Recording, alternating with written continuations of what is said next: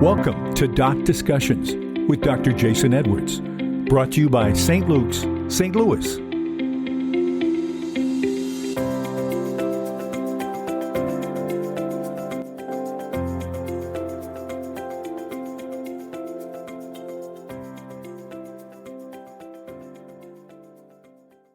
Welcome to Doc Discussions. I'm Dr. Jason Edwards, and this is the world's best medical podcast where we have discussions with physicians to discover who they are and what they do. I'm joined today by a true Renaissance woman. She's an engineer, a physician, businesswoman, community leader, teacher, wife of my friend Dr. John Mason, mother of 3 children, and an author of a new book entitled Think Like a Doctor and Lead Like a CEO. Welcome, Dr. Mary Mason. Happy to be here. Mary, let's start off with your background. Can you tell me about your journey from being a medical professional to becoming a chief medical officer of Centene? Yes. So when I went to med school, I kind of caught the bug of student government, and I was introduced to it in college. And when I got to Washington University, got very involved with the leadership of American Medical Association for medical students, really started to get involved with policy, and even did a 6-8 weeks in Washington, D.C. with Senator Danforth, really focusing on health policy and especially about trying to recruit people to primary care. So after that, I came back, started my internal medicine residency at Barnes-Jewish. And I was starting to realize that when I was looking around, there was so many, I loved medicine, but I was almost more interested in some of the business cases and how to make care more efficient and higher quality and more cost effective.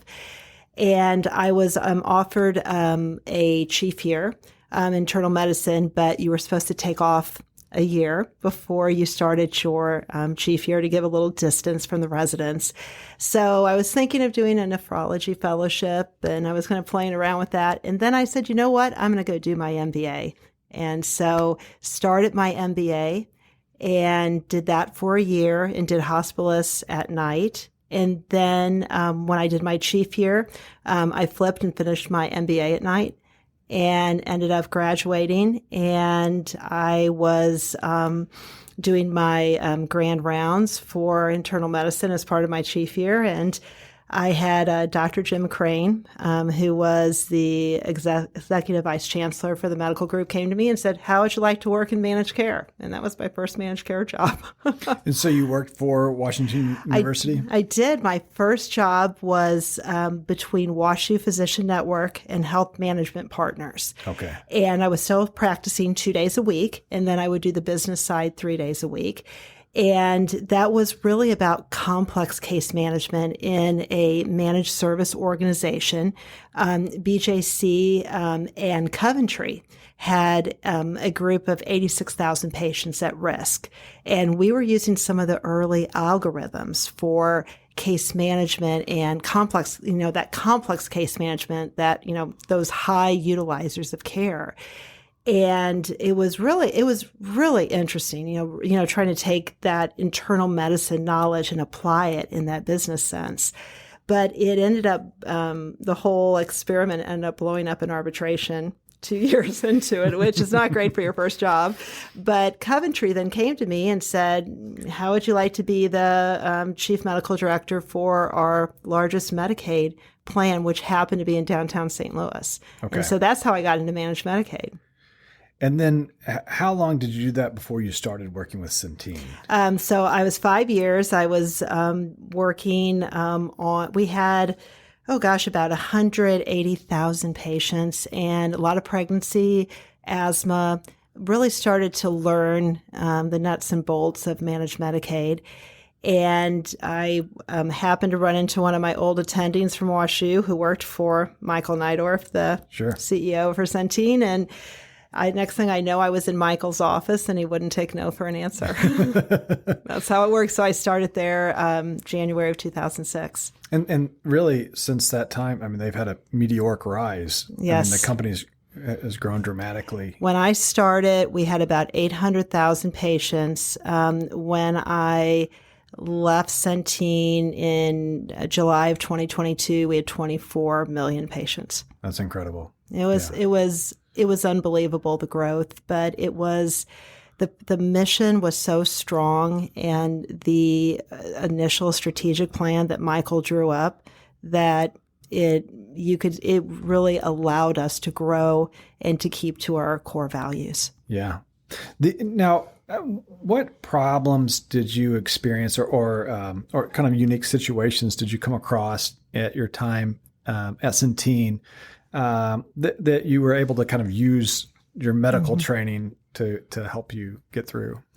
Well, I think it's interesting because, being a physician, and I'm going to step back and say, people always tell physicians they're not good at business, which is kind of the old joke. But I think many physicians really, when you start to talk business, they kind of cringe. And I even found that, even though, I had a mathematics background from undergrad, I had an MBA, sometimes I felt like when people saw the MD, they're like, "Oh, do you need help reading this financial statement?" Or, and I'm like, I think I got it, but thanks for asking. But I think that it's, so much of being a physician is being accountable for your patients, and who's in charge. It's like when you're, when my husband goes in the operating room, he's the king. He's the one who's the buck stops here. Yeah, the clear hierarchy. Yeah, absolutely.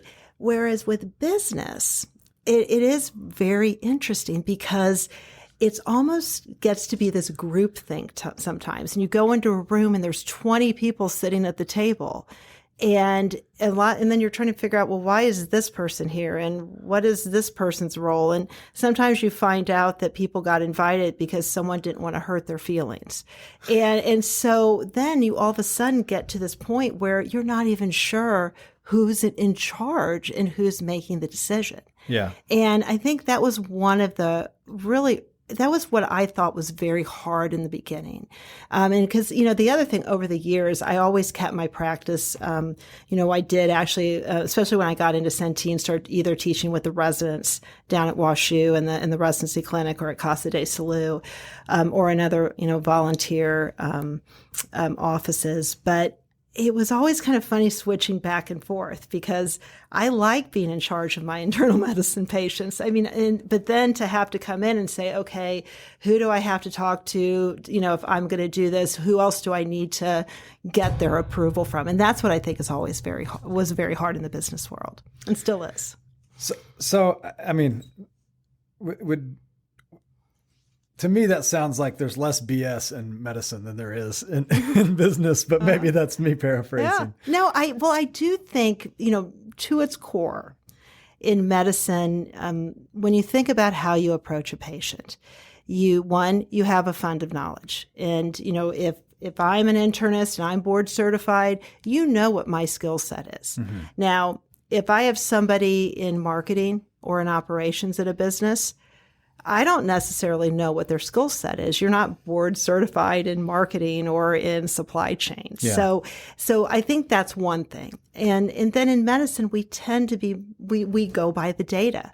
Think about when you run a code, you're watching the monitor, you're looking at the vitals, you're, getting all that information in order to make the decision. Whereas business, that doesn't always happen.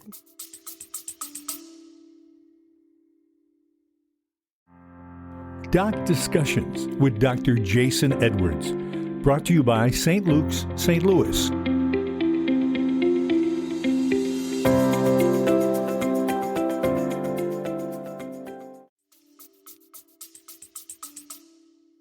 And I guess in business too, you may face some more unique situations. Which in medicine you face unique situations a lot, but it's kind of within a semi-rigid framework. So so the path forward is either this or that, and you're making a judgment call. Whereas in business you may have more options. You may, absolutely, but I also think too with and I know my business team. I think I was always I got quoted quite a bit. It's always like, look, nobody died. Okay, so something happens. Okay, we can fix this. It's like, and don't panic. Let's not start pointing fingers at everybody. Let's figure out what we need to do to right the ship and figure out how to correct this. Yeah. And whereas, that's, I think, your doctor coming through. It's like, okay, let's just cut through it. Let's not get emotional. Yeah, be as objective as possible. And I think that's sometimes, and you don't want to stereotype, but I think, and it depends. There's some business cultures that are fantastic, and they're all there. You see all sorts of different organizations in business, but it does feel like that with medicine. It's much more, let's cut to the chase and let's do what's right by the patient and let's fix it, and we'll worry about who's to blame and whose fault and what we could have done differently after we fix the acute problem. Yeah, sure. And so so you took this jump from medicine, but you still continued your practice, which was, I think, a very smart thing to do. Worked with Centene, had this kind of meteoric rise with the company, and saw a huge growth. And then you decided to write a book, and I think that's, to me, that's art. It's there's different types of art, but it takes a lot of courage to do something like that, because you risk being exposed as a fool. You don't know how it will be accepted, and so I think that's one of the main challenges in creating something is you have to say, okay, I'm going to take that risk. I'm going to write this, and people may look at it and say, it's great, but they may look at it and say it's less than great. Yeah. And did you have any of those fears, or not really?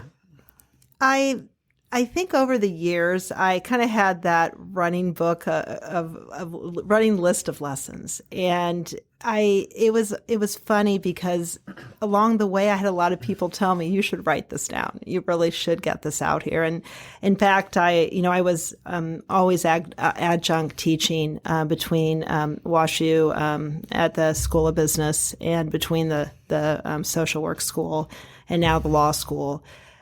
So I had people say, you should make a course out of this, because it's usually the opposite way. It's how can doctors learn from the business world, how to, be, that physician executive.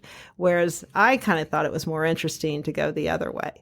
But I also think, while I'm hoping in all of this, these lessons, can be very useful for people in business to kind of see how a doctor thinks, I'm also kind of hoping on the flip side that physicians and other clinicians see that, I'm actually I have more skills and to be better at business than I actually think I am, and give them that confidence to be able to make the decisions that, clinicians are faced with more and more business decisions every day. And so I think that's also very important for clinicians to be confident in their skill set. Yeah. You're talking about, whether businessmen understand, the medical way of thinking, or where physicians understand the business way. I think actually, it was not my idea. Charlie Munger talked about this, but he talked about forming a lattice, having kind of multiple fields of, some, maybe not expertise, but some knowledge, whether it's physics or mathematics or psychology. And you find out that if you can, the more of those fields you can line up, the more accurate and objectively you can judge something and make decisions. And you kind of reach this Lollapalooza where you have some synergy, and I think it helps you be better at whatever you're doing, to have some understanding of multiple different disciplines. Yes, absolutely. So in your opinion, what are the most pressing challenges facing healthcare today, or the healthcare industry today? I know that's a big question. How long do we have? No. One thing that I think the dramatic change that we've seen, and it's been gradual over the last couple decades, but I think physicians being employed. And when you've gone from to an industry where physicians were independent, they were running their own practices, and just because of the complexity of managed care and payers and all the paperwork and documentation and quality, you name it, that comes with it, and now the need for economy of scale in order to support a practice, doctors have found that they really do need to be part of a larger organization. And I believe that one of the studies I was looking at recently was quoting that 75% of physicians are now employed by a corporate entity, a hospital, or another healthcare organization. And when that happens, you have business executives often making decisions about what products to use, what processes to use, and the physicians almost become, the making the widgets in the background. They're the ones who are really they're focusing on taking care of patients and not necessarily involved with vetting all the clinical products and all the different processes that affect patient care. And there's some business executives, I think, who are fantastic, who are able to, bring in that expertise and know when to ask the questions. But you also, often see business executives who don't understand the complexities of seeing patients and don't really understand that front lines of where doctors are seeing patients, and they can miss a step. And so that worries me a lot. Yeah. I mean, in many senses, a hospital is a business, but it's not the same as other businesses in the sense that you can't just focus on profits, right, like a lot of businesses. Yes. Do. You have to take care of the patients too. You have to Absolutely. do what's right. And many times that involves losing money, and you still do the right thing. Yeah. And in the long-term scheme, a hospital has to do that if they want to stay in business, is to take good care of patients. But plenty of hospitals over the last 5 years have lost a lot of money. Yes, and I think that's another challenge is of trying to figure out how to pay people and kind of keep the doors open, right, especially for smaller hospitals, and plenty of which I think have shut down. Right, and then also it's gotten to a point where you look at the complexity of medicine, you really do need IT dashboards. You need so much data to be able to make thoughtful and, strategic decisions. And especially if you're a smaller hospital or if you're a smaller physician group where you're solo practice doctor, you don't have that type of information. Yeah. And so, and IT solutions can be very expensive, but they can also be very helpful with, understanding your revenue cycle and understanding gap closure and how to maximize quality bonuses and value-based contracting and keeping track of the 30 different managed care contracts you may have. So, that's, I think, one of the other big issues that, we're seeing. And now, especially with AI now coming in, with all these artificial intelligence driven technologies, is that once again, we're adding all this complexity, and it's, but because the system has gotten so, so many people are involved in so many regulations and oversight, that you almost have to have that IT support in order to be successful. Yeah, it makes it hard for those small guys, and I don't know if I think the term may be regulatory capture, but where only the bigger systems kind of survive, and it seems like the amount of private practice groups will only continue to dwindle, and hospitals will likely continue to merge, and to a point where you have several huge systems is one theory. Yeah. And that kind of leads into one of the other areas of concern for me is physician burnout, and because doctors feel that they aren't necessarily a part of all the decisions, and they're not always now in control of their destiny. They're just supposed to be doing, this is what you're supposed to do because this is what my employer told me to do. Yeah. I think we are seeing early retirement of fabulous physicians, and not enough physicians coming through the pipeline, especially in primary care. Yeah, sure. To replace that. So that's something I think as an industry we really need to address head on. Yeah, it seems like manpower in many ways is going to be, an issue, and hopefully AI can kind of help with that to some hopefully, degree. as long as that opens up another can of worms. It's not like the advent of computers in hospitals. Yes. It just led to more employees, Right. Because you need people to take care of the computers. So, Yeah. I guess we'll see which way that goes. I want to know about you personally. Are there any things that you do for your own personal health? I'd like to talk about. I think doctors are, great at diagnosing disease and stuff like that. But I think it's important to also just talk about health, like staying in good shape, as far as like exercise or diet or stretching. Are there any specific things that you say, hey, this has really helped me a lot personally? Yeah, I think one of the things my husband, who we mentioned earlier, who's been on this podcast, decided when we got married 30 years ago was, each of us each week we decide, we make sure we each get our time to work out and schedule it together. I think that is critical. And especially as we get older, making sure it's not just, I love to spin. In fact, when I used to travel, I used to pick my hotel sometimes by what was closest to a soul cycle. So I could go, because if I wanted to get that 6 a.m. spin in so I could work all day and just, get out, just really, and it really helped me to focus. But, weight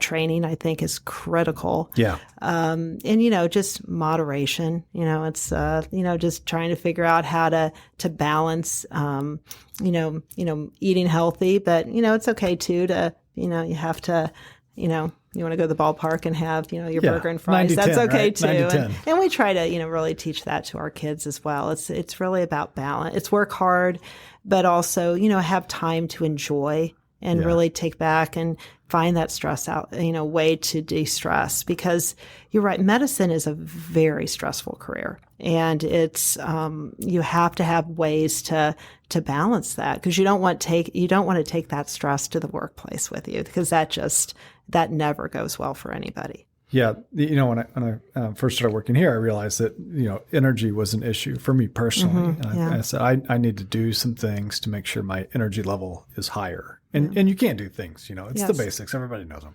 Well, and I, of course we have, and because our youngest loves dogs and pets, we've got 2 dogs and a cat now. But I will tell you, I used to always tell my patients, walking is one of the best exercises you can do. But I got to tell you, when you can do that evening, like walk after dinner or early in the morning to get that in, that makes such a difference in your day. And even if it's just, 20-minute walk, just getting outside, walking the dog, there's something I think that is very therapeutic about it. 100%. It's meditative. There's research looking into like what the light does to your retina and seeing things kind of pass at a certain pace, and how good that is for your mind to kind of center you for the day. But I think walking's really good for your mental health. I agree. I think it's okay for the body, but the mental health is huge. And so it's a really important thing to do. And then, as we get older, as far as bone density and muscle mass, those really start to go. And so it's important to do the weight training and stay on top of that. And then my last question for you, I'm making an assumption that you may read a lot. I try to, yes. Are there any interesting books that you've read, in the past few years that you would recommend? Oh gosh. Well, one of our favorites in our house is Boys in the Boat, which, became, I've actually was rooked into rowing in Head of the Hooch in Chattanooga in a mixed double, and probably the most terrifying experience of my life. But but it was I learned that I didn't like rowing. So no, but I think that's I really love those type of stories of that. Those granted the movie maybe took a little liberty, but just that that human experience and really hearing the struggles and how people overcome to succeed and to really become a better person. I love stories like that. Yeah, it's the story of life, I think. Yeah. I have to say, the other thing I've been really enjoying recently is Masterclass. Okay, yeah, sure. And our oldest daughter gave us a subscription to the family for the holidays. And I have to say, I've been listening to it if I go work out or swim, and I really enjoy it. I mean, there's so many great.